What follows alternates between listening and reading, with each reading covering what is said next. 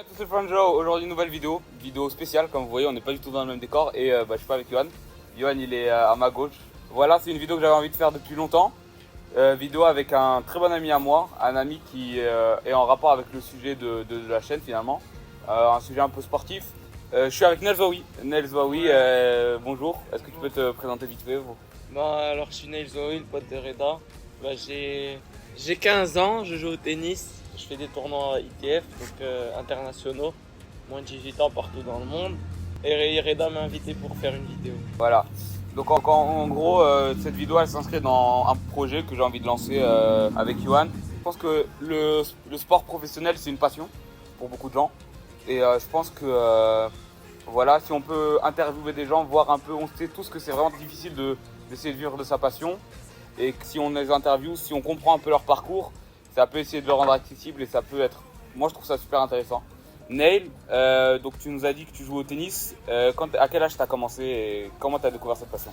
Alors j'ai commencé à 4 ans au club Riyad pour les intimes. En fait, mon père il jouait là-bas. Et un jour il m'a emmené avec lui, j'ai commencé à taper. Un jour j'ai continué à jouer jusqu'à ce que j'atteigne ce niveau. Est-ce que ton père joue au tennis? Il jouait pour le plaisir, pour s'amuser, et après moi j'ai accroché. Niveau tennis, quel joueur t'a vraiment donné envie de devenir pro et quel joueur, même quand tu le regardes maintenant, tu es en admiration devant lui? Évidemment mon idole de toujours c'est Roger Federer, comme tu le sais, parce que c'est très beau à voir, c'est du tennis pur, c'est de l'élégance. Et actuellement moi j'aime bien Alcaraz, celui qui me trouve il lui ressemble pas mal sur son jeu. Donc toi, quel parcours t'as suivi et quel parcours tu suis actuellement pour accomplir tes rêves? Je m'entraînais peut-être 2 fois par semaine à l'âge de 6 ans. Je faisais l'école de tennis. Ensuite, j'ai accroché un peu plus. J'ai fait l'équipe. C'est, on va dire, l'élite du club. Donc c'était 4 fois par semaine et je faisais quelques cours particuliers. Ensuite, j'ai commencé à jouer tous les jours avec un coach. Et en plus des entraînements de l'équipe. Et ensuite, j'ai changé de club. Je suis passé par le Stade Marocain, où je m'entraînais tous les jours 2 heures. Et ensuite, je suis passé au Cheminot. Donc, je suis dans ce club depuis 2018, si je dis pas de bêtises. Donc, depuis 6 ans. Au début, je m'entraînais comme au Stade Marocain, 2 heures par jour avec l'entraînement du soir, l'équipe. Et actuellement, depuis cette année, je fais le CNED. Donc, c'est l'école à distance. Et je m'entraîne toute la journée, à peu près entre 4 et 5 heures par jour. Voilà, tu as mentionné l'école, la scolarité. Comment est-ce que tu gères un peu ces deux mondes? Comment est-ce que tu gères ta scolarité et voilà, ton parcours sportif? Est-ce que on sait que c'est dur parce que voilà, le sport ça te prend énormément de temps, ça te prend une charge mentale, physique. Et d'un autre côté, tu as l'école, on sait que tu fais la scolarité française comme tu as mentionné le CNED, qui est une scolarité très prenante. Comment est-ce que tu gères un peu les deux? Je fais mon maximum. Et quand je rentre le soir, j'essaye de retravailler un petit peu pour déjà finir. J'essaye de finir l'année, ce que j'ai pas fait cette année, mais bon, j'ai quand même eu un bon bulletin. Mais écoute, c'est dur de rester à l'école et de faire la différence entre le tennis et l'école, parce que tu reviens de l'entraînement, tu vas en classe, tu as toujours, on va dire, l'excitation du sport. Et voilà, donc il faut savoir faire la différence entre le tennis et les cours. Mais je comprends que ce soit compliqué et c'était très compliqué pour moi en troisième, l'année dernière. On sait que le tennis, ça reste comparé à d'autres sports, ça reste un sport hyper individuel. Est-ce que tu as quand même un groupe autour de toi qui t'aide, qui te pousse à devenir meilleur, sur qui tu peux compter? Parce qu'on sait que si en plus tu dois passer cette épreuve, ce parcours tout seul, on sait que ça le rend encore plus difficile. Donc est-ce que tu as des amis, est-ce que tu as genre tes coachs qui vraiment t'aident et te poussent à devenir meilleur? Déjà, j'ai 3 coachs, Bob, Youssef et Amin. Après, c'est sûr, il y a mes parents qui m'aident au quotidien. Et après, c'est sûr, j'ai des amis qui croient en moi, qui croient en mes capacités. Et ça fait plaisir. On sait que, bon voilà, comme on n'arrête pas de le mentionner, c'est hyper prenant le tennis. est-ce que tu arrives quand même à trouver d'autres passions, d'autres choses à faire à côté, voilà, histoire de penser à autre chose et de te libérer un peu, parce qu'on sait que je pense que selon moi, après je suis pas dans ce truc, mais si tu es 100% en train de penser à un truc tout le temps, tout le temps, tout le temps, ça peut être épuisant et tu peux faire un burn-out. Est-ce que tu as quand même quelque chose à côté qui te permet de te relaxer un peu et de te détendre? Déjà, j'aime bien voir mes amis quand j'ai le temps, les week-ends, quand j'ai pas de tournoi ou quand je suis pas à l'étranger. Mais après, je fais d'autres sports de temps en temps, comme le paddle, vite fait. Je joue des fois au foot avec mes potes et après, sinon, rien d'autre. C'est plus focus dans le tennis. Et ça te prend pas trop. Est-ce que tu t'aimes un peu ce mode de vie? Est-ce que tu aimes bien genre vraiment t'entraîner pour essayer de vivre de ta passion? Est-ce que des fois t'en as pas un peu marre? C'est sûr, des fois, on a des baisses de motivation, mais genre, je fais ça pour réaliser mon rêve. J'aime ce que je fais et j'aimerais continuer à faire ça jusqu'à ma dernière année d'études. Qu'est-ce que tu aimerais faire après cette dernière année d'études? Genre, quel est ton objectif? Moi, j'aimerais bien essayer de faire des tournois futurs. Donc, c'est le début du circuit ATP. Et après, sinon, déjà de passer au college, donc aux États-Unis. Donc, faire des études et en même temps faire le championnat universitaire de tennis, qui a un très bon niveau. Et ensuite, d'essayer de devenir pro en jouant des tournois ATP. Et c'est quoi la plus grande difficulté que tu trouves dans ce parcours? Et actuellement, c'est quoi le plus grand obstacle devant toi qu'il te reste à surmonter? Bon, en vrai, il faut que j'améliore mes capacités physiques.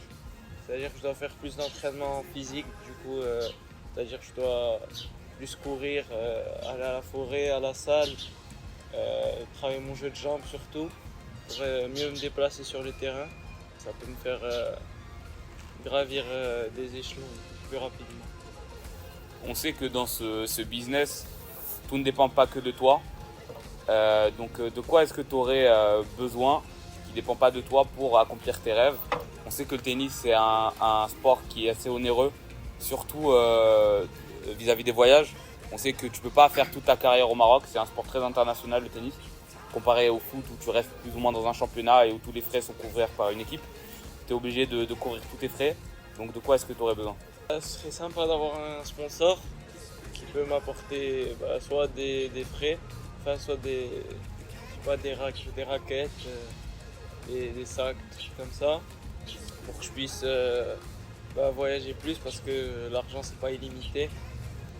Et du coup pour pouvoir participer à plus de tournois. Et voilà. Et du coup, c'est quoi ta chose préférée, ton aspect préféré de ce parcours? De jouer au tennis, par exemple voyager, jouer au tennis, vraiment vivre de ta passion, etc. C'est quoi la chose que tu préfères dans ce parcours? Ce que je préfère c'est déjà, j'adore voyager avec mes amis du tennis. On voyage à l'étranger, c'est des expériences inoubliables qui resteront dans ma mémoire. Parce que pas tout le monde a la chance de vivre ça. Mais c'est des très bons souvenirs. Et du coup, est-ce que malgré les difficultés que tu rencontres, est-ce que tu regrettes un peu d'avoir fait ce genre de choix et de par exemple t'être séparé un peu de l'école? On sait que le CNED, je pense que tu l'as dit, c'est très difficile de prendre la scolarité à ta propre charge tout seul, faire à distance. Est-ce que tu penses que tu regrettes quelque choix? Est-ce que tu penses que si tu reviendrais en arrière, tu ferais quelque chose autrement? Pour atteindre son objectif, il faut faire des sacrifices. Et du coup, c'est ce que j'ai fait en quittant l'école. Et non, ça me plaît. Bon, c'est vrai, des fois, comme je l'ai dit, il y a des baisses de motivation, mais ça me plaît. Et voilà. Donc, est-ce que tu penses que c'est qui tes plus grands rivaux actuellement dans le circuit marocain? Qui est-ce que tu penses que tu voudrais vraiment battre et que tu voudrais passer devant? Si on regarde le classement ITF, je suis numéro 2 du 2008, donc de mon âge. Bah, celui qui est devant moi, c'est l'un de mes meilleurs potes, Ali Missoum. Et si on voit le classement U16, donc 2008-2009, je suis numéro 3. Il y a un 2009 qui me dépasse qui s'appelle Radi Salahdin. Donc mon objectif c'est déjà de dépasser le deuxième U16 et à la fin de l'année arriver top 1000. Et donc, quels sont les prochains tournois que tu aimerais jouer, prochains tournois ITF, que ce soit d'ici fin 2024 ou peut-être début 2025 si on voit un peu le long terme? Je compte jouer 7 ITF au Maroc en fin d'année, octobre-novembre. Et début 2025, je ne me suis pas encore projeté pour être honnête. Ok, et donc si on veut parler un peu de ce que tu as accompli cette année, est-ce que cette année elle a été charnière pour l'instant dans ta carrière? Est-ce que tu as accompli beaucoup de choses? Est-ce que tu es un peu déçu? Je suis content de mon début de saison parce que je suis passé de non classé ITF à 1300 en 6 mois.